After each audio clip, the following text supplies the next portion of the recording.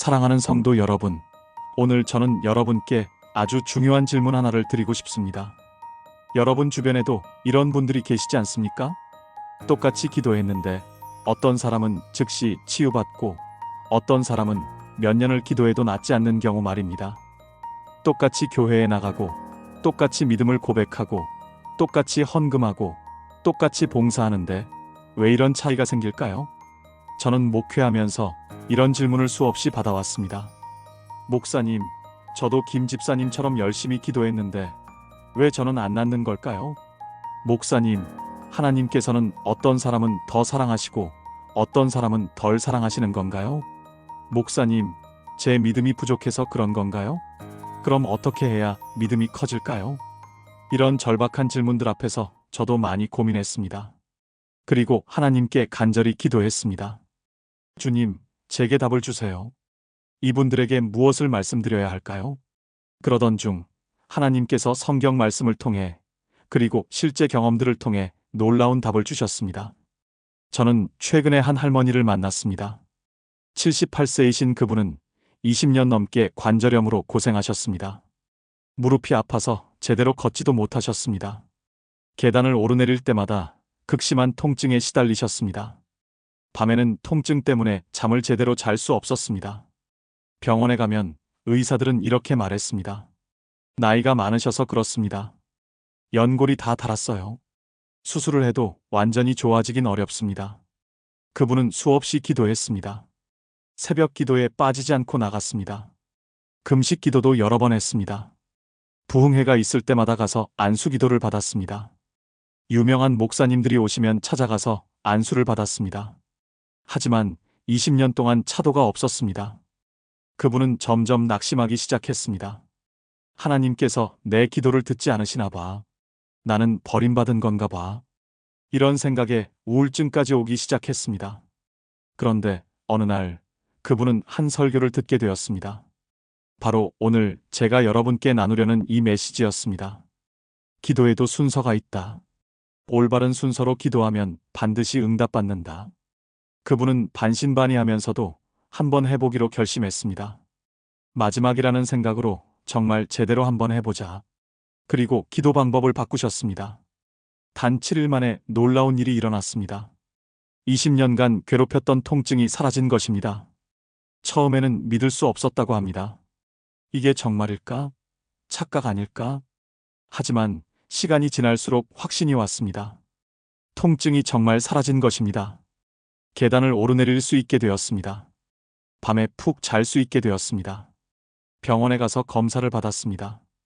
의사가 깜짝 놀라며 말했습니다. 할머니, 도대체 무슨 일이 있었습니까? 엑스레이를 보면 연골이 재생되고 있어요. 의학적으로 설명할 수 없는 일입니다. 그분은 이렇게 대답하셨습니다. 기도를 바꿨습니다. 하나님께서 가르쳐 주신 올바른 방법으로 기도하기 시작했습니다. 오늘 저는 여러분과 함께 이 비밀을 나누고자 합니다. 왜 어떤 기도는 응답받고 어떤 기도는 응답받지 못하는지, 그리고 어떻게 기도해야 치유를 받을 수 있는지를 말입니다. 이것은 단순한 이론이 아닙니다. 실제로 수많은 사람들이 경험한 검증된 방법입니다. 저희 교회에서만도 이 방법으로 기도해서 치유받은 분들이 수십 명입니다. 당뇨병, 고혈압, 관절염, 위장병, 심지어 암까지 다양한 질병에서 치유받은 간증들이 있습니다. 오늘 이 말씀이 여러분의 삶에도 실제적인 변화를 가져오기를 간절히 바랍니다. 시작하기 전에 구독과 좋아요, 알림 설정 부탁드립니다. 이 귀한 메시지가 더 많은 분들께 전해져서 더 많은 분들이 치유의 은혜를 경험하시길 바랍니다. 그럼 먼저 기도로 시작하겠습니다. 전능하신 하나님 아버지, 오늘 이 시간 주님 앞에 겸손히 나아옵니다. 병으로 고통받는 수많은 영혼들을 주님께 올려드립니다. 지금 이 순간에도 통증 가운데 신음하고 있는 분들이 계십니다. 오랜 시간 기도했지만 아직 치유받지 못해 낙심하고 있는 분들이 계십니다. 하나님께서 나를 버리신 건 아닐까? 이런 의심과 두려움에 시달리는 분들이 계십니다. 주님, 이들에게 새로운 소망을 주시옵소서. 오늘 이 말씀을 통해 올바른 기도의 방법을 깨닫게 하시고 그 기도를 통해 실제로 치유의 역사가 일어나게 하여 주시옵소서. 주님의 능력이 이 시간 이곳에 임하시어 듣는 모든 이들에게 믿음과 확신을 주시옵소서. 이 말씀을 전하는 저에게도 성령의 기름 부으심을 허락하셔서 단순한 지식이 아니라 생명의 말씀을 전할 수 있게 하여 주시옵소서. 듣는 모든 이들의 마음 문을 열어주시고 귀를 열어주셔서 이 말씀이 깊이 새겨지게 하여 주시옵소서. 예수님의 이름으로 기도드립니다. 아멘. 사랑하는 여러분, 성경을 보면 예수님께서 많은 병자들을 고치셨습니다.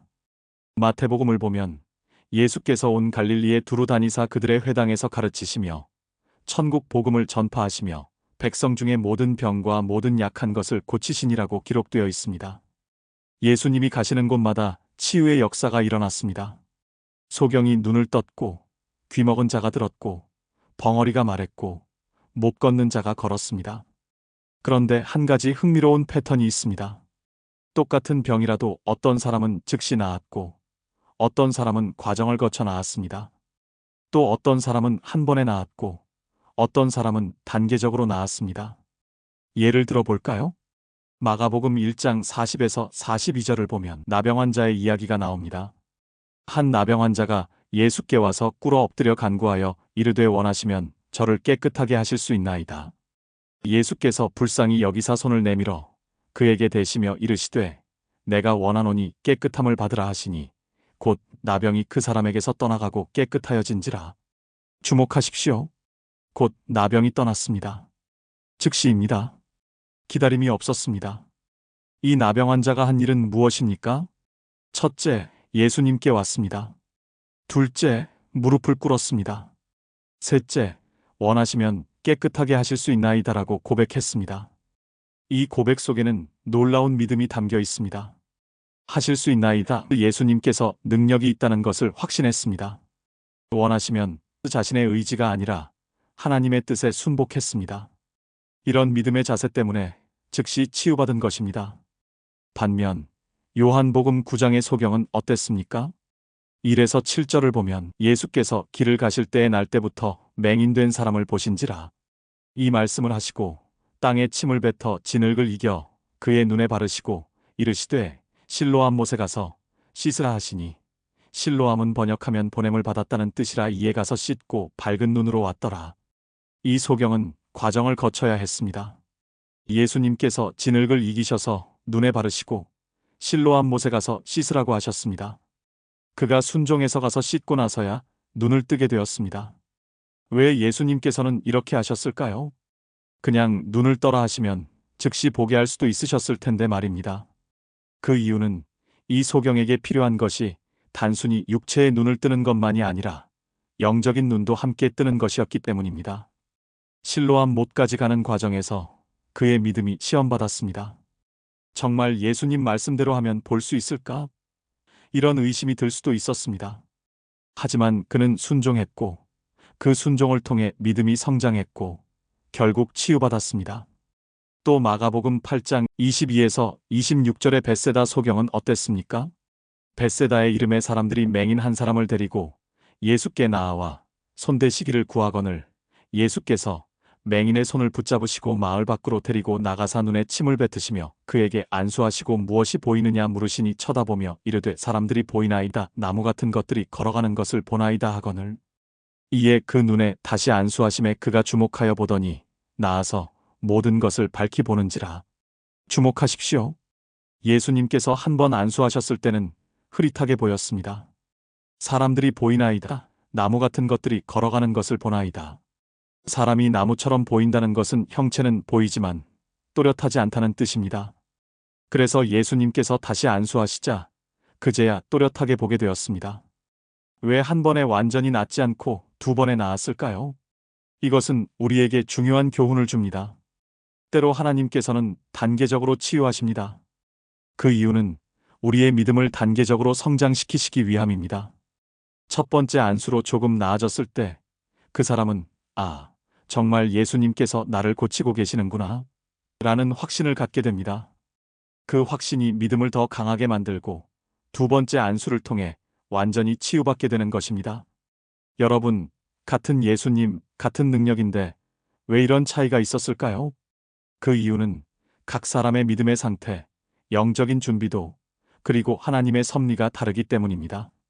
제임스 5장 16절은 이렇게 말씀합니다.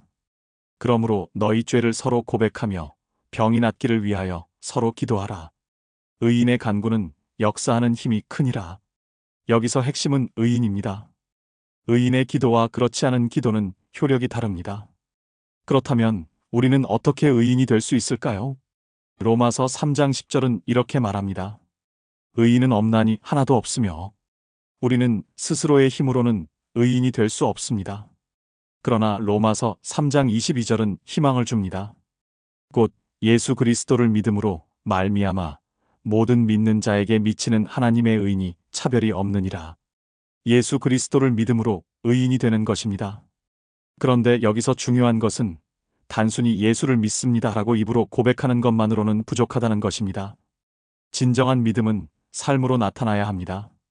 야고보서 2장 26절은 이렇게 말합니다. 영혼 없는 몸이 죽은 것 같이 행함이 없는 믿음은 죽은 것이니라. 그러므로 우리가 치유의 기도 응답을 받기 위해서는 올바른 믿음의 자세를 갖추어야 합니다. 그것이 바로 오늘 제가 나누고자 하는 7단계 치유 기도 방법입니다. 여러분, 오늘 제가 나누고자 하는 것은 7일 치유 기도 방법입니다. 이것은 단순히 7일 동안 기도하면 된다는 의미가 아닙니다. 7가지 단계를 거쳐 올바른 기도의 자세를 갖추는 것입니다. 어떤 분은 하루 만에 이 7단계를 다 거칠 수도 있고 어떤 분은 일주일이 걸릴 수도 있습니다. 또 어떤 분은 각 단계마다 며칠씩 걸릴 수도 있습니다. 중요한 것은 시간이 아니라 순서입니다. 각 단계를 건너뛰지 말고 차례대로 성실히 거쳐야 합니다. 첫째 날 회개의 기도, 철저하고 구체적으로. 시편 66장 18절은 이렇게 말씀합니다. 내가 내 마음의 죄악을 품으면 주께서 듣지 아니하시리라. 이 말씀은 매우 명확합니다. 죄를 품은 상태에서는 아무리 기도해도 하나님께서 듣지 않으신다는 것입니다. 이사야 59장 1에서 2절도 같은 맥락입니다. 여호와의 손이 짧아 구원하지 못하심도 아니요 귀가 둔하여 듣지 못하심도 아니라 오직 너희 죄악이 너희와 너희 하나님 사이를 갈라놓았고 너희 죄가 그의 얼굴을 가리어서 너희에게서 듣지 않으시게 함이니라. 하나님께서 우리의 기도를 듣지 못하시는 것이 아닙니다. 하나님의 능력이 부족하신 것도 아닙니다. 문제는 죄입니다. 죄가 하나님과 우리 사이를 막고 있는 것입니다. 그래서 가장 먼저 해야 할 것이 철저한 회개입니다. 여기서 중요한 것은 철저하고 구체적인 회개입니다. 많은 사람들이 형식적으로 회개합니다. 하나님, 제가 죄인입니다. 용서해 주세요. 이렇게 두루뭉술하게 기도하고 끝냅니다. 하지만 진정한 회개는 구체적이어야 합니다. 시편 139편 23에서 24절의 다윗의 기도를 보십시오. 하나님이여, 나를 살피사 내 마음을 아시며 나를 시험하사 내 뜻을 아옵소서. 내게 무슨 악한 행위가 있나 보시고 나를 영원한 길로 인도하소서. 다윗은 하나님께 자신을 살피시고 시험해달라고 기도했습니다. 우리도 이렇게 기도해야 합니다. 성령님, 제 마음을 조명해 주세요. 제가 깨닫지 못하는 죄가 무엇인지 보여주세요. 그리고 조용히 기다리십시오. 성령님께서 여러분의 마음에 어떤 장면들을 떠올리게 하실 것입니다. 오래전에 잊고 있었던 일들이 생각날 것입니다. 그때 구체적으로 회개하십시오. 한 집사님의 이야기를 더 자세히 들려드리겠습니다. 그분은 10년 넘게 만성 두통으로 고생하셨습니다. 아침에 일어나면 머리가 무겁고 낮에는 지끈지끈 아프고 밤이 되면 더 심해졌습니다. 매일 진통제를 먹어야 했습니다. 진통제 없이는 하루도 견딜 수 없었습니다. 병원을 여러 곳 다녀봤지만 원인을 찾지 못했습니다. 스트레스성입니다. 신경성입니다. 긴장성 두통입니다. 이런 진단만 받았습니다. 교회에서는 열심히 기도했습니다. 새벽 기도, 금식 기도, 안수 기도. 안 해본 것이 없었습니다. 하지만 10년 동안 차도가 없었습니다. 그분은 점점 낙심했습니다. 하나님께서 내 기도를 안 들으시나 봐. 그러던 어느 날 성령님께서 그분의 마음을 조명하셨습니다. 회개 기도를 하던 중이었습니다. 갑자기 15년 전 일이 생생하게 떠올랐습니다. 당시 그분은 회사에서 승진 대상자였습니다. 자신이 당연히 승진할 줄 알았습니다. 그런데 동료 한 명이 자신보다 먼저 승진했습니다. 그분은 그 동료가 상사에게 아부해서 승진했다고 생각했습니다. 마음속으로 그 동료를 미워했습니다. 심지어 저주까지 했습니다. 저 사람이 잘 안 되었으면 좋겠다. 망했으면 좋겠다. 그런 마음을 품고 살았습니다. 시간이 지나면서 그 일은 잊혀졌습니다. 겉으로는 그 동료와 평범하게 지냈습니다. 하지만 마음속 깊은 곳에는 여전히 미움이 남아 있었던 것입니다. 성령님께서 바로 그 부분을 조명하신 것입니다. 그날 밤 그분은 무릎 꿇고 통곡하며 회개했습니다. 하나님, 제가 그 사람을 미워했습니다. 마음속으로 저주했습니다. 제가 정말 큰 죄를 지었습니다. 용서해 주세요. 눈물이 쏟아졌습니다. 진심으로 회개했습니다. 그리고 다음 날 아침 놀라운 일이 일어났습니다. 10년간 괴롭혔던 두통이 완전히 사라진 것입니다. 처음에는 믿을 수 없었습니다. 이게 정말일까? 내일 다시 아플 거야. 하지만 다음 날도 그 다음 날도 두통이 오지 않았습니다. 일주일이 지나고 한 달이 지나도 두통이 없었습니다. 이제 2년이 넘었지만 두통은 다시 오지 않았습니다. 여러분, 이것이 회개의 능력입니다. 때로 우리의 질병은 우리가 깨닫지 못하는 죄 때문일 수 있습니다. 마음속에 품고 있는 미움, 시기, 질투, 교만, 원망. 이런 것들이 우리 몸에 질병으로 나타날 수 있습니다. 그러므로 첫째 날은 이것을 철저히 회개하는 날입니다. 혹시 마음속에 숨겨둔 죄가 있지 않습니까? 용서하지 못한 사람이 있지 않습니까? 미움, 시기, 질투, 교만. 이런 것들이 하나님과 우리 사이를 가로막고 있지 않습니까? 오늘, 지금 이 순간 회개하십시오. 구체적으로, 철저하게 회개하십시오. 둘째 날 용서의 기도, 마음에서 우러나오는 진정한 용서. 마가복음 11장 25에서 26절을 보십시오. 서서 기도할 때에 아무에게나 혐의가 있거든 용서하라. 그리하여야 하늘에 계신 너희 아버지께서도 너희 허물을 사하여 주시리라. 만일 너희가 용서하지 아니하면 하늘에 계신 너희 아버지께서도 너희 허물을 사하여 주지 아니하시리라. 이 말씀은 매우 분명합니다. 용서하지 않으면 우리도 용서받을 수 없습니다. 용서받지 못하면 기도가 응답될 수 없습니다. 마태복음 18장에는 1만 달란트 빚진 종의 비유가 나옵니다. 그 종은 왕에게 1만 달란트의 빚을 졌는데 갚을 능력이 없었습니다. 왕이 불쌍히 여겨 그 빚을 탕감해 주었습니다. 그런데 그 종이 나가서 자기에게 100데나리온 빚진 동료를 만났습니다. 그는 그 동료의 목을 잡고 빚을 갚으라며 옥에 가두었습니다. 이 소식을 들은 왕이 크게 노하여 그 종을 불러 말했습니다. 악한 종아, 내가 빌기에 내가 내 빚을 전부 탕감하여 주었거늘 내가 너를 불쌍히 여김과 같이 너도 내 동료를 불쌍히 여김이 마땅하지 아니하냐? 그리고 그 종을 옥에 가두었습니다. 예수님께서 이 비유를 마치시며 말씀하셨습니다. 너희가 각각 마음으로부터 형제를 용서하지 아니하면 나의 하늘 아버지께서도 너희에게 이와 같이 하시리라. 마음으로부터 용서해야 합니다. 입으로만 용서합니다라고 하는 것이 아니라 마음 깊은 곳에서부터 진정으로 용서해야 합니다. 둘째 날은 용서하는 날입니다. 나를 아프게 한 사람들을 한 명 한 명 떠올리며 용서하십시오. 종이에 그 사람들의 이름을 적으십시오. 부모님, 배우자, 자녀, 형제자매, 친척, 친구, 직장 동료, 교회 성도, 나를 상처 입힌 모든 사람들의 이름을 적으십시오. 그리고 한 명씩 이름을 부르며 이렇게 기도하십시오. 아버지, 저는 을 용서합니다. 그가 제게 행한 모든 것을 용서합니다. 그가 저를 미워한 것, 저를 무시한 것, 저에게 상처 준 것, 모든 것을 용서합니다. 이렇게 구체적으로 이름을 거명하며 용서하십시오. 한 권사님의 이야기를 나누겠습니다. 그분은 오랫동안 불면증으로 고생하셨습니다. 밤에 잠을 제대로 잘 수 없었습니다. 누우면 온갖 생각이 떠올라 잠을 이룰 수 없었습니다. 겉으로 보기에는 평화로운 삶을 사는 것 같았습니다. 교회에도 열심히 나가고 봉사도 하고 기도도 열심히 했습니다. 하지만 마음 깊은 곳에는 용서하지 못한 사람이 있었습니다. 바로 시어머니였습니다. 시어머니는 20년 전에 돌아가셨습니다. 살아계실 때 권사님을 많이 힘들게 하셨습니다. 며느리를 인정하지 않고 늘 비난하고 다른 사람들 앞에서 망신을 주곤 하셨습니다.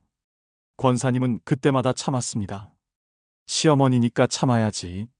기독교인이니까 용서해야지. 하지만 진심으로 용서한 것이 아니었습니다. 겉으로는 효도하는 며느리였지만 마음속으로는 미워하고 원망했습니다. 시어머니가 돌아가신 후에도 그 미움이 남아 있었습니다. 밤마다 과거의 일들이 떠올라 잠을 이룰 수 없었던 것입니다. 그러던 중 이 7단계 기도 방법을 알게 되었고 둘째 날 용서의 기도를 하게 되었습니다. 처음에는 이미 돌아가신 분인데 뭘 용서해? 라고 생각했습니다. 하지만 성령님께서 마음을 조명하시자 깨달았습니다. 자신이 진정으로 용서하지 못했다는 것을요. 그날 권사님은 혼자 기도실에 들어가서 통곡하며 기도했습니다. 하나님, 저는 시어머니를 진정으로 용서하지 못했습니다. 겉으로만 용서한 척했지 마음속으로는 계속 미워했습니다. 용서해 주세요. 그리고 시어머니를 향해 말했습니다. 어머니, 용서합니다. 어머니가 저에게 하신 모든 것을 용서합니다. 어머니도 힘든 삶을 사셨을 것입니다. 이제 저는 진심으로 어머니를 용서합니다. 눈물이 쏟아졌습니다. 마음 깊은 곳에서 묵은 것들이 쏟아져 나왔습니다. 한참을 울고 나니 마음이 가벼워졌습니다. 그날 밤 권사님은 몇 년 만에 처음으로 푹 잤습니다. 그 후로 불면증이 완전히 사라졌습니다. 여러분, 혹시 용서하지 못한 사람이 있습니까? 그 사람이 살아있든 죽었든 그것은 중요하지 않습니다. 중요한 것은 여러분의 마음입니다. 마음속에 용서하지 못한 것이 남아있으면 그것이 여러분을 병들게 합니다. 둘째 날, 진심으로 용서하십시오. 셋째 날, 믿음의 고백, 이미 이루어진 것으로 믿기. 히브리서 11장 6절은 이렇게 말씀합니다. 믿음이 없이는 하나님을 기쁘시게 하지 못하나니 하나님께 나아가는 자는 반드시 그가 계신 것과 또한 그가 자기를 찾는 자들에게 상 주시는 이심을 믿어야 할지니라. 믿음이 없이는 하나님을 기쁘시게 할 수 없습니다. 믿음 없는 기도는 응답받을 수 없습니다. 셋째 날은 믿음을 고백하는 날입니다.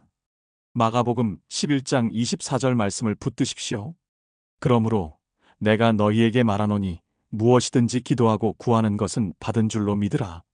그리하면 너희에게 그대로 되리라. 여기서 핵심 단어를 주목하십시오.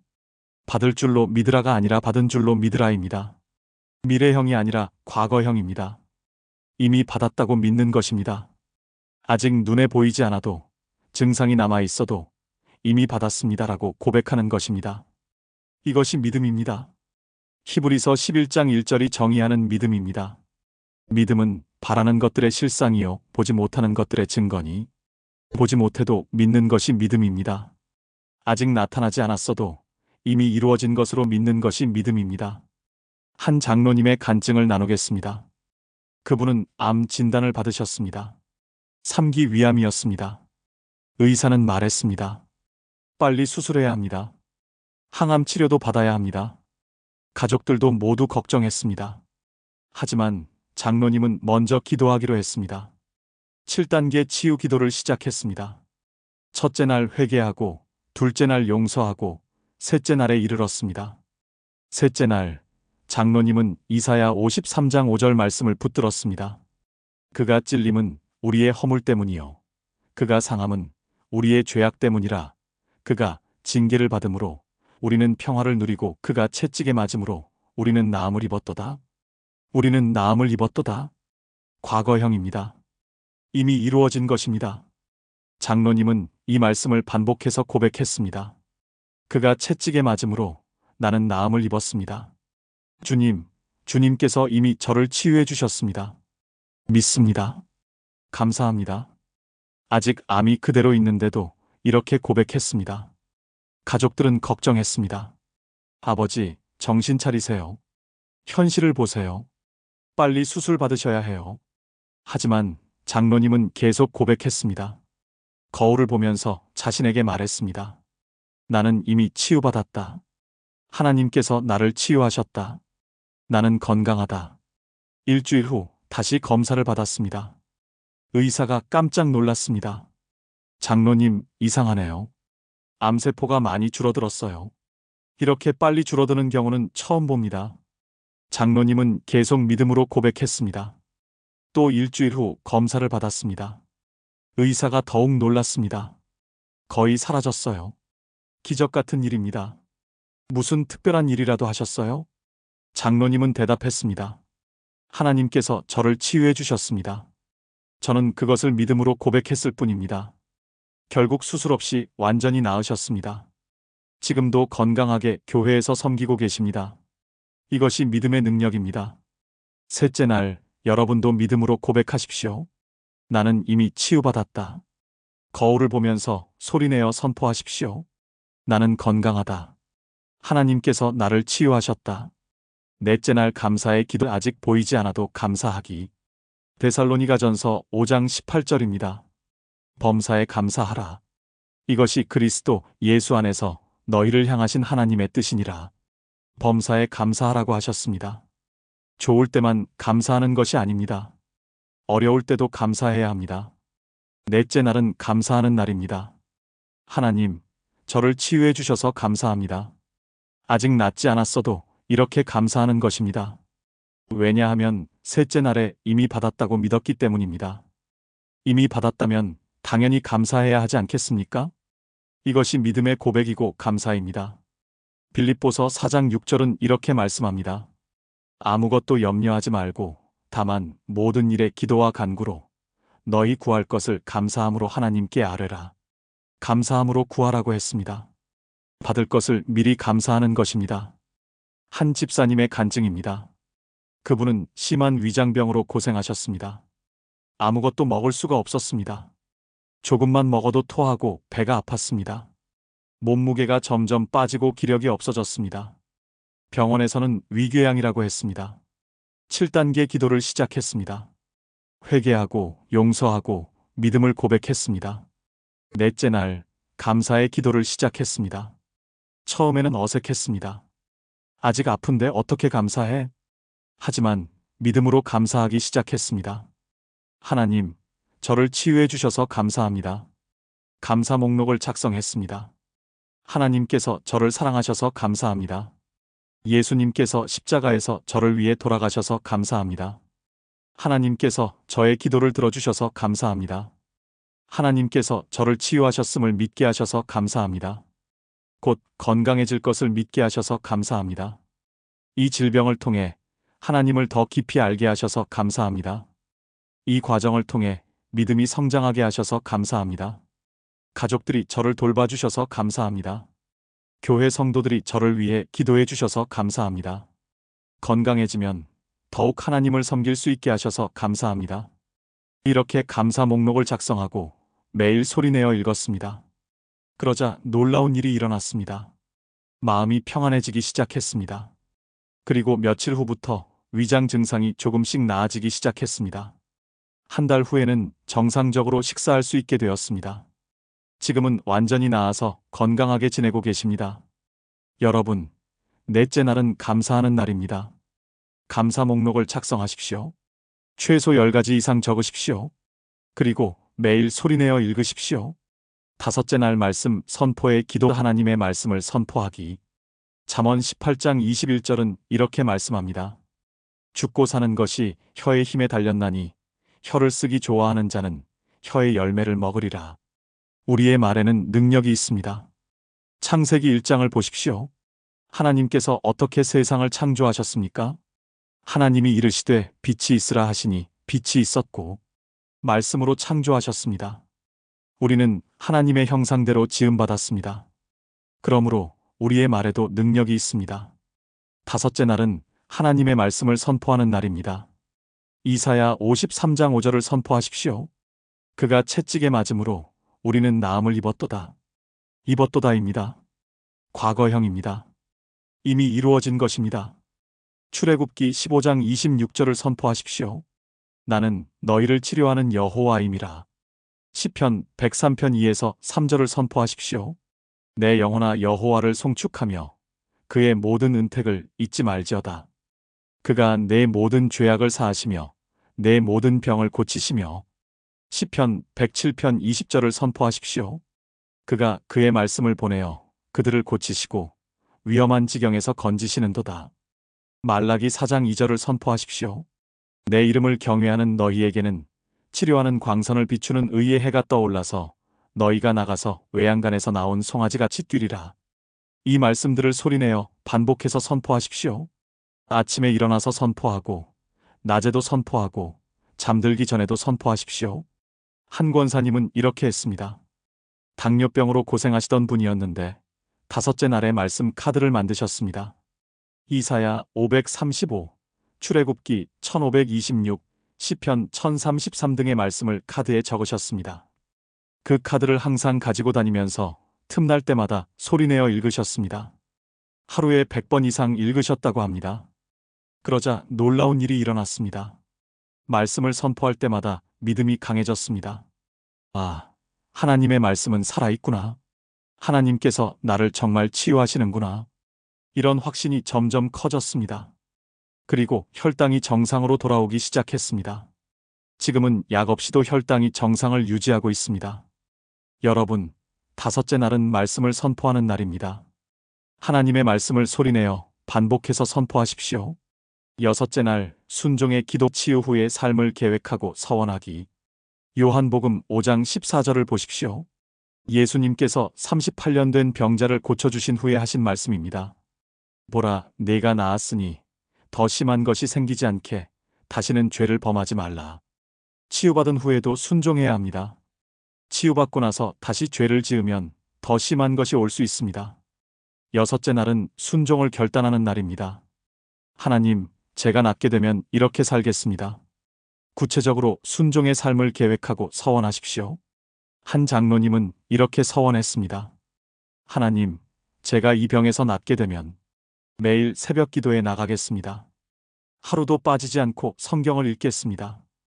수입의 11조뿐 아니라 감사 헌금도 드리겠습니다. 병으로 고생하는 분들을 위해 기도하며 섬기겠습니다. 술과 담배를 완전히 끊겠습니다. 건강하게 지낸 시간을 하나님 나라를 위해 사용하겠습니다. 이 치유의 간증을 많은 사람들에게 전하겠습니다. 이렇게 구체적으로 서원하고 기도했습니다. 그리고 실제로 치유받은 후 이 서원들을 하나하나 지켜나가고 계십니다. 여러분도 6째 날에는 구체적인 순종의 계획을 세우고 하나님께 서원하십시오.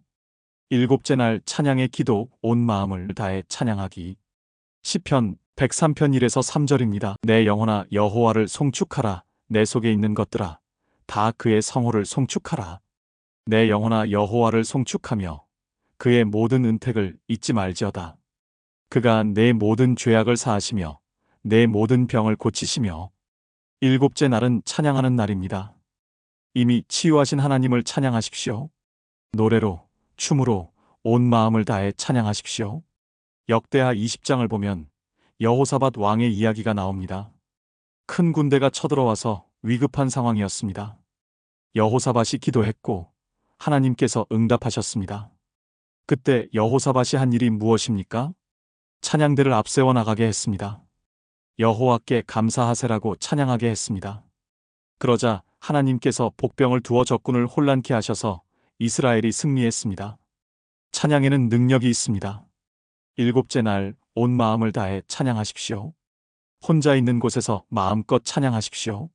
손뼉을 치며 춤추며 온 마음을 다해 하나님을 경배하십시오. 여기서 한 권사님의 놀라운 간증을 더 자세히 나누고 싶습니다. 이분은 65세 되시는 권사님이신데 당뇨병으로 15년을 고생하셨습니다. 처음 당뇨 진단을 받으신 것은 50세 때였습니다. 그때는 약으로 조절이 잘 되었습니다. 하지만 시간이 갈수록 혈당 조절이 어려워졌습니다. 약을 계속 늘려야 했고 나중에는 인슐린 주사까지 맞아야 했습니다. 합병증도 시작되었습니다. 발끝이 저리기 시작했습니다. 신경병증이 온 것입니다. 시력도 나빠졌습니다. 당뇨망막증 초기 단계였습니다. 신장 기능도 떨어지기 시작했습니다. 의사는 말했습니다. 평생 관리하며 살아야 합니다. 완치는 어렵습니다. 권사님은 교회에서 열심히 기도했습니다. 새벽 기도에 빠지지 않고 나갔습니다. 안수기도도 받고 금식기도도 했습니다. 하지만 15년 동안 차도가 없었습니다. 오히려 점점 더 나빠지는 것 같았습니다. 권사님은 점점 낙심했습니다.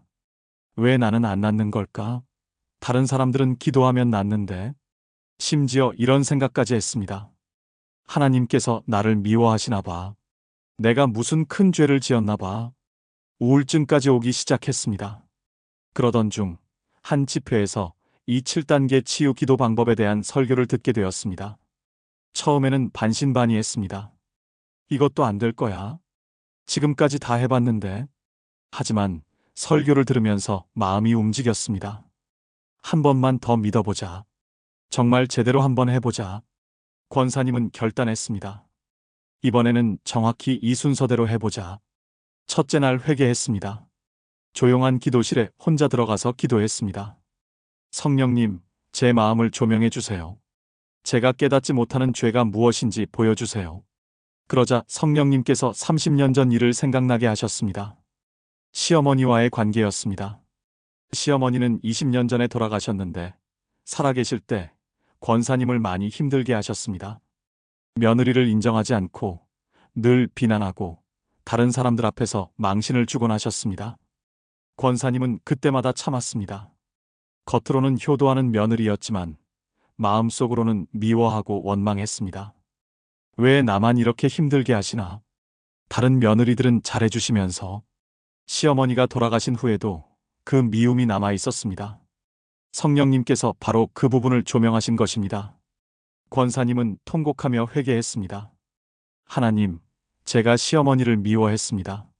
겉으로는 섬기는 척했지만 마음으로는 미워했습니다. 용서해 주세요. 둘째 날 용서했습니다. 시어머니를 용서했습니다. 어머니 용서합니다. 어머니가 저에게 하신 모든 것을 용서합니다. 그리고 자신을 힘들게 했던 시누이들도 한 명 한 명 이름을 불러가며 용서했습니다. 형님 용서합니다. 동서 용서합니다. 용서하고 나니 마음이 가벼워졌습니다. 셋째 날 믿음을 고백했습니다. 하나님, 저는 이미 치유받았습니다. 이사야 53장 5절 말씀대로 예수님께서 채찍에 맞으심으로 저는 나음을 입었습니다. 믿습니다. 거울을 보면서 자신에게 말했습니다. 나는 건강하다. 나는 이미 치유받았다. 넷째 날 감사했습니다. 하나님, 저를 치유해 주셔서 감사합니다. 감사 목록을 작성했습니다. 하나님께서 저를 사랑하셔서 감사합니다. 예수님께서 저를 위해 십자가에서 돌아가셔서 감사합니다. 저를 치유하셨음을 믿게 하셔서 감사합니다.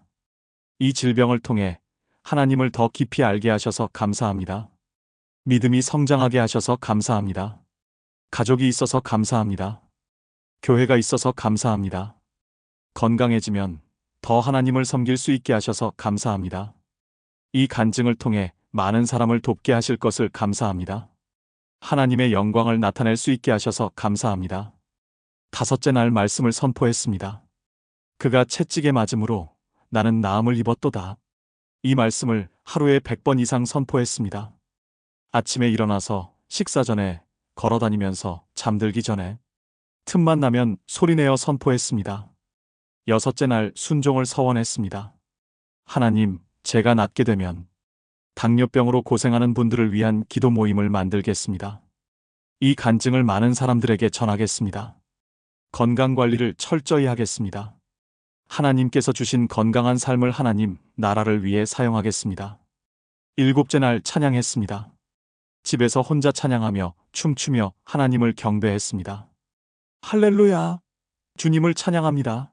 저를 치유하신 주님을 찬양합니다. 온 마음을 다해 찬양했습니다. 그리고 8일째 되는 날 병원에 가서 혈당을 재보았습니다. 간호사가 혈당계를 보더니 깜짝 놀랐습니다. 권사님, 혈당이 정상이에요.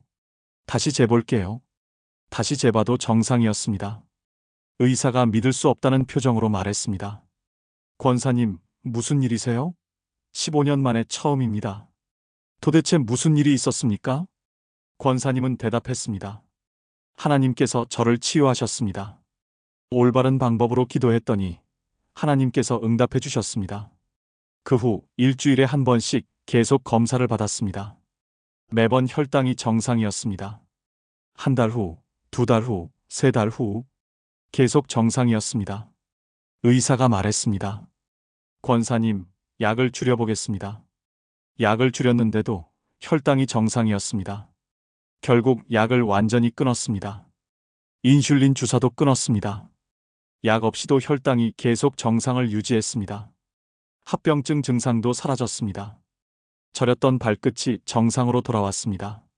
시력도 좋아졌습니다. 신장 기능도 정상으로 돌아왔습니다. 의사는 말했습니다. 의학적으로 설명할 수 없는 일입니다. 기적이라고밖에 할 수 없습니다. 지금 그 권사님은 교회에서 당뇨병 환자들을 위한 기도 모임을 이끌고 계십니다. 매주 수요일 저녁 당뇨병으로 고생하는 분들이 모여서 함께 기도합니다.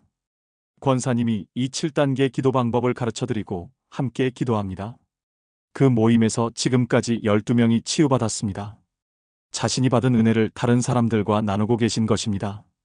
여러분, 혹시 이런 의문이 드십니까? 왜 꼭 이 순서대로 해야 하나요? 그냥 열심히 기도하면 안 되나요? 순서를 바꿔서 하면 안 되나요? 먼저 찬양하고 나중에 회개하면 안 되나요? 좋은 질문입니다. 순서가 중요합니다. 집을 지을 때를 생각해 보십시오. 먼저 땅을 파고 기초를 놓아야 합니다. 그 다음에 기둥을 세우고 벽을 쌓고 지붕을 올립니다. 마지막에 창문을 달고 문을 달고 인테리어를 합니다. 순서를 바꾸면 어떻게 될까요? 지붕을 먼저 올리고 나중에 기초를 놓을 수 있습니까? 불가능합니다. 벽을 먼저 세우고 나중에 기둥을 세울 수 있습니까? 불가능합니다. 순서를 지켜야 제대로 된 집이 지어집니다. 기도도 마찬가지입니다. 회개는 기초입니다. 죄라는 쓰레기를 치우는 것입니다. 집을 짓기 전에 땅을 정리하듯이 기도하기 전에 죄를 정리해야 합니다. 시편 66편 18절이 말씀하신 것처럼 죄를 품으면 하나님께서 듣지 않으십니다. 그러므로 가장 먼저 회개해야 합니다. 용서는 기둥입니다. 관계를 바로 세우는 것입니다. 마태복음 5장 23에서 24절을 보십시오. 예물을 제단에 드리려다가 거기서 내 형제에게 원망 들을 만한 일이 있는 것이 생각나거든 예물을 제단 앞에 두고 먼저 가서 형제와 화목하고 그 후에 와서 예물을 드리라. 하나님과의 관계를 회복하기 전에 먼저 사람과의 관계를 회복해야 합니다. 용서하지 못하면 우리도 용서받을 수 없습니다. 그러므로 용서는 두 번째입니다. 믿음은 벽입니다. 보호막을 치는 것입니다. 히브리서 11장 6절이 말씀하신 것처럼 믿음이 없이는 하나님을 기쁘시게 할 수 없습니다. 회개하고 용서한 후에 믿음을 세워야 합니다. 깨끗한 마음으로 하나님을 믿어야 합니다. 감사는 지붕입니다. 은혜를 덮는 것입니다. 믿었으면 당연히 감사해야 합니다. 받을 것을 믿었으면 미리 감사하는 것이 맞습니다. 말씀 선포는 창문입니다. 빛을 드리는 것입니다. 하나님의 말씀은 빛입니다. 시편 119편 105절이 말씀하신 것처럼 주의 말씀은 내 발의 등이요 내 길의 빛이니이다. 말씀을 선포하면 우리 안에 빛이 들어옵니다. 어둠이 사라지고 빛이 가득 채워집니다. 순종은 문입니다. 축복이 들어오는 통로입니다. 요한복음 14장 21절을 보십시오. 나의 계명을 지키는 자라야 나를 사랑하는 자니 나를 사랑하는 자는 내 아버지께 사랑을 받을 것이요 나도 그를 사랑하여 그에게 나를 나타내리라. 순종하면 하나님의 사랑이 들어옵니다. 축복이 들어옵니다. 찬양은 인테리어입니다. 아름답게 꾸미는 것입니다. 찬양은 하나님께 영광 돌리는 것입니다. 또한 찬양을 통해 우리 영혼이 아름다워집니다. 기쁨과 감사로 충만해집니다. 이 순서를 지켜야 완전한 기도의 집이 지어집니다. 한 장로님이 이렇게 간증하셨습니다. 저는 처음에 이 순서를 무시했습니다. 뭐 순서가 중요해? 열심히만 하면 되지. 그래서 먼저 감사하고 찬양하고 나중에 회개했습니다. 하지만 응답이 없었습니다. 왜일까 고민하다가 깨달았습니다. 아, 순서가 중요하구나. 그래서 다시 정확한 순서대로 했습니다. 회개, 용서, 믿음, 감사, 말씀 선포, 순종, 찬양. 그랬더니 응답이 왔습니다. 정말 순서가 중요하다는 것을 깨달았습니다. 여러분도 꼭 이 순서를 지켜주시기 바랍니다. 그런데 여전히 의문이 남을 수 있습니다. 이 7단계를 다 거쳐도 즉시 낫지 않으면 어떻게 하나요? 왜 어떤 사람은 즉시 낫고 어떤 사람은 시간이 걸리나요? 좋은 질문입니다. 성경을 보면 즉시 치유받은 사람도 있고 과정을 거친 사람도 있습니다. 그 차이는 무엇일까요? 첫째, 믿음의 크기입니다. 마태복음 9장 20에서 22절에 나오는 혈루증 여인을 보십시오. 12해 동안이나 혈루증으로 앓는 여자가 예수의 뒤로 와서 그 옷자락을 만지니 이는 제 마음에 그 옷만 만져도 구원을 받겠다 함이라. 예수께서 돌이켜 그를 보시며 이르시되 딸아 안심하라 내 믿음이 너를 구원하였다 하시니 여자가 그 즉시 구원을 받으니라. 이 여인은 확신이 있었습니다. 예수님의 옷만 만져도 낫겠다. 만 만져도입니다. 직접 안수받을 필요도 없습니다. 옷만 만져도 된다는 확신이었습니다. 이런 확신, 이런 믿음이 있었기에 즉시 나았습니다. 반면 마가복음 9장 14에서 29절에 귀신 들린 아이의 아버지는 어땠습니까? 예수께서 이르시되 할 수 있거든이 무슨 말이냐 믿는 자에게는 능히 하지 못할 일이 없느니라 하시니 곧 그 아이의 아버지가 소리를 질러 이르되 내가 믿나이다 나의 믿음 없는 것을 도와주소서 하더라. 내가 믿나이다 나의 믿음 없는 것을 도와주소서. 믿는다고 하면서 동시에 믿음이 없다고 고백합니다. 믿음이 약했던 것입니다. 그래서 제자들도 고치지 못했고 예수님께서도 기도와 금식이 필요하다고 하셨습니다. 과정이 필요했던 것입니다. 여러분의 믿음은 어떻습니까? 하나님께서 치유하실 수 있다고 믿습니까? 아니면 하나님께서 치유하실 것이라고 믿습니까? 할 수 있다와 할 것이다는 차이가 큽니다. 할 수 있다는 가능성이고 할 것이다는 확신입니다. 확신의 믿음을 가져야 즉시 치유받을 수 있습니다. 둘째, 영적인 준비도입니다. 어떤 사람은 오랜 신앙생활로 이미 영적으로 준비되어 있습니다. 매일 말씀을 읽고 기도하고 순종하며 살아온 사람입니다. 이런 사람은 7단계를 빠르게 거칠 수 있습니다.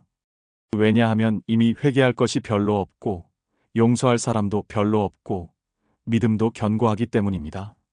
반면 어떤 사람은 영적으로 미성숙합니다. 오랫동안 교회에 나왔어도 형식적으로만 신앙생활을 한 사람입니다. 이런 사람은 각 단계마다 시간이 필요합니다. 회개해야 할 죄가 많고 용서해야 할 사람도 많고 믿음도 약하기 때문입니다. 그것은 나쁜 것이 아닙니다.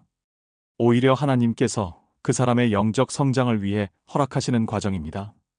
시간이 걸리더라도 차근차근 거쳐가면 됩니다.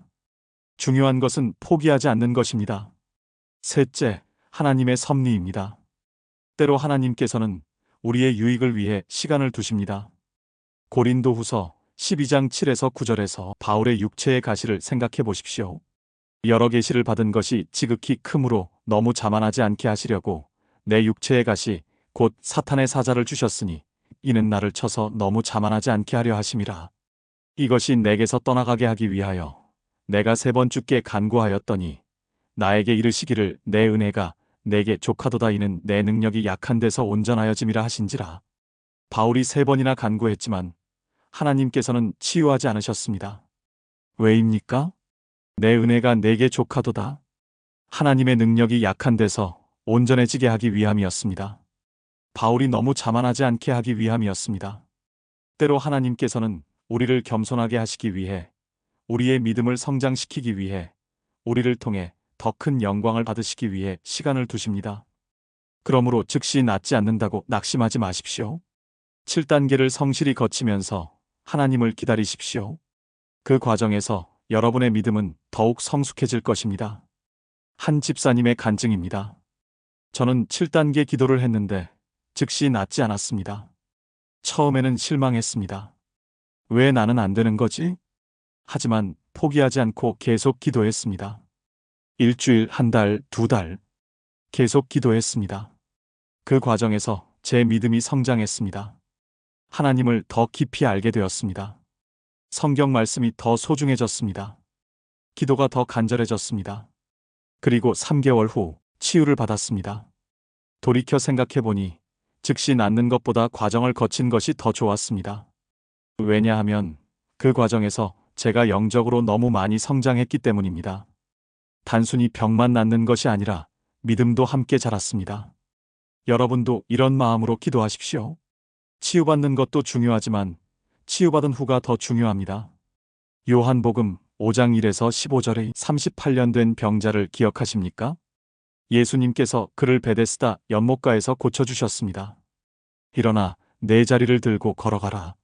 그 사람이 즉시 나아서 자리를 들고 걸어갔습니다. 그런데 그 후에 예수님께서 그를 성전에서 만나 무엇이라 하셨습니까? 보라, 네가 나았으니 더 심한 것이 생기지 않게 다시는 죄를 범하지 말라. 치유받은 후에도 죄를 지으면 더 심한 것이 올 수 있다는 경고입니다. 그러므로 치유받은 후에는 더욱 조심해야 합니다. 첫째, 감사의 삶을 사십시오. 누가복음 17장 11에서 19절의 10명의 나병 환자를 기억하십니까? 10명이 예수님께 나아와 예수 선생님이여 우리를 불쌍히 여기소서라고 간구했습니다. 예수님께서 가서 제사장들에게 너희 몸을 보이라 하셨습니다. 그들이 가다가 깨끗함을 받았습니다. 10명이 다 나았습니다. 그런데 감사하러 돌아온 사람은 몇 명입니까? 단 한 명뿐이었습니다. 예수님께서 말씀하셨습니다. 10사람이 다 깨끗함을 받지 아니하였느냐?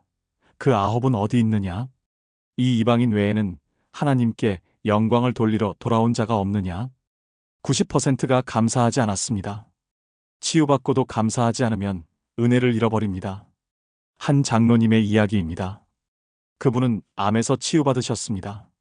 치유받은 후 매일 아침 일어나면 가장 먼저 무릎 꿇고 감사 기도를 드렸습니다. 하나님, 오늘도 건강하게 일어날 수 있게 하셔서 감사합니다. 치유해 주셔서 감사합니다. 식사하기 전에도 감사했습니다. 하나님, 이 음식을 먹을 수 있게 하셔서 감사합니다.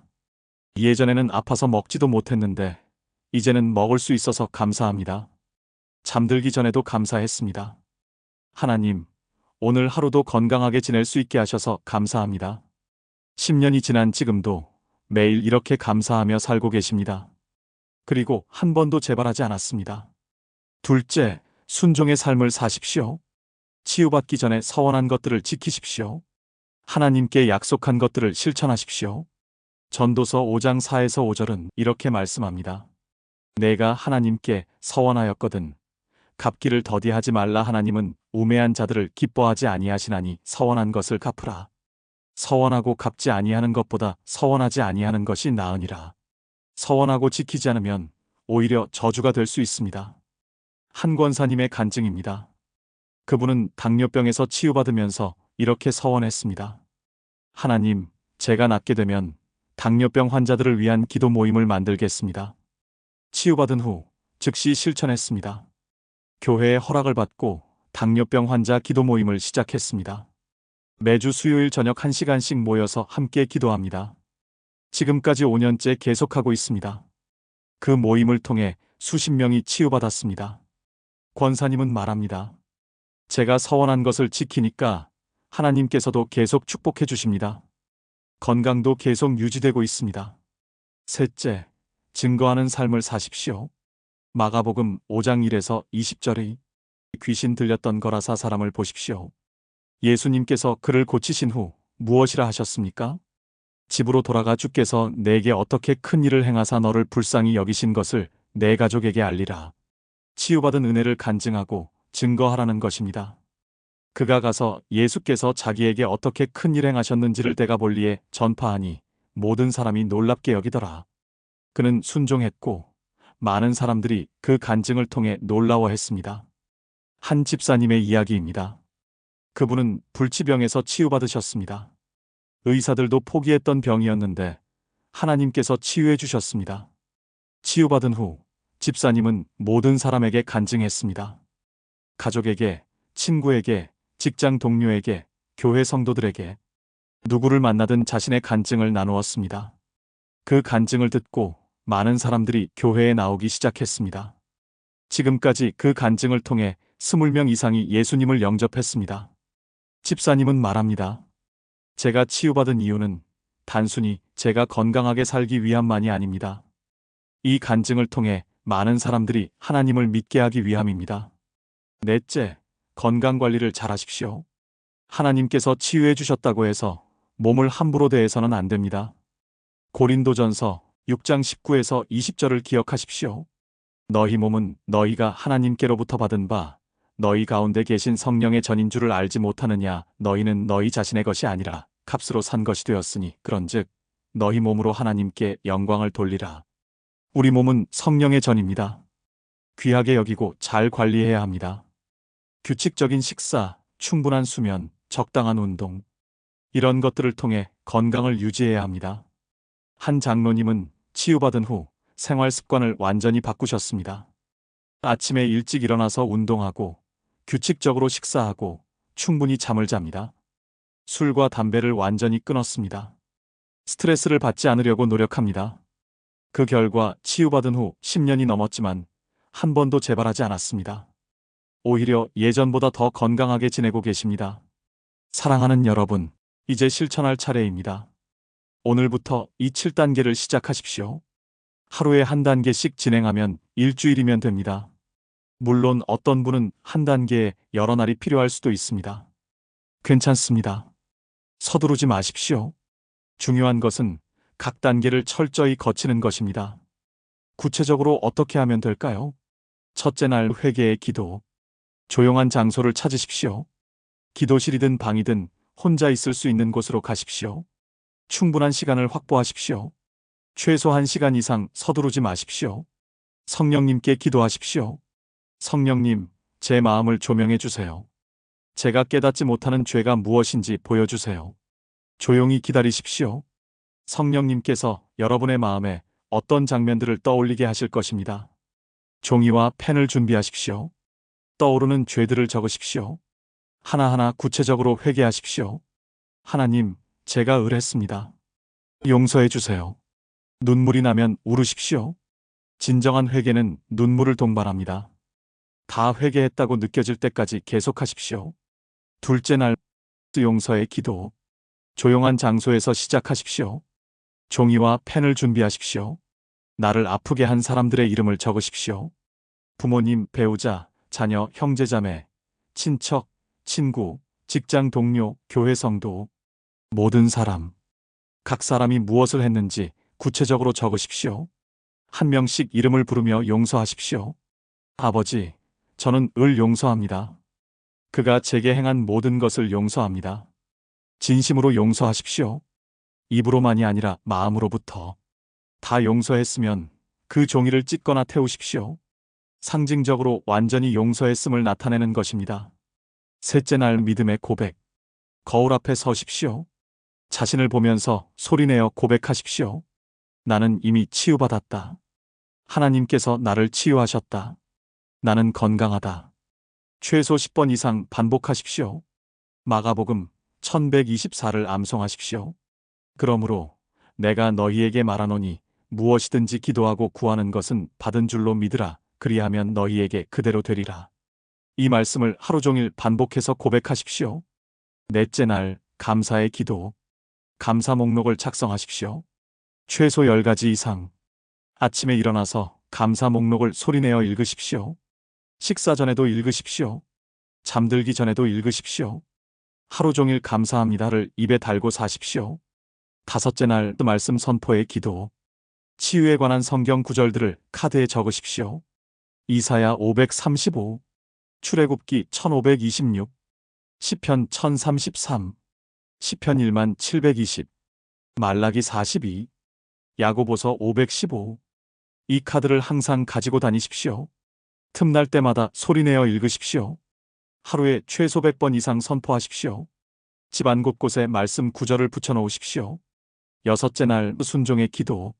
종이에 치유받은 후 실천할 것들이라고 적으십시오. 구체적인 계획을 적으십시오.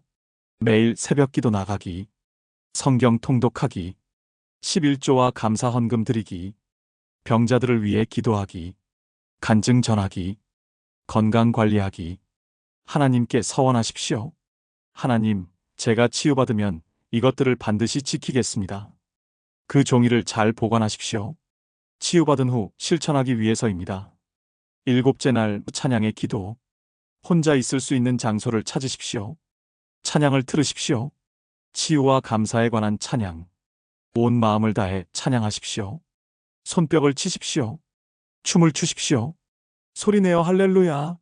를 외치십시오. 최소 30분 이상 찬양하십시오. 찬양하면서 치유하신 하나님께 영광을 돌리십시오. 사랑하는 하나님 아버지, 오늘 이 말씀을 듣고 계신 모든 분들을 축복합니다. 이들이 이 7단계 기도를 통해 실제로 치유의 역사를 경험하게 하옵소서. 오랜 질병으로 고통받던 이들이 건강을 회복하게 하옵소서. 몸의 모든 질병이 떠나가게 하옵소서. 관절염, 당뇨병, 고혈압, 암, 심장병, 위장병, 우울증, 불면증, 두통, 요통, 모든 질병이 예수님의 이름으로 떠나가기를 선포합니다. 이들의 믿음을 더욱 강하게 하시고 이들의 기도가 능력 있게 하옵소서.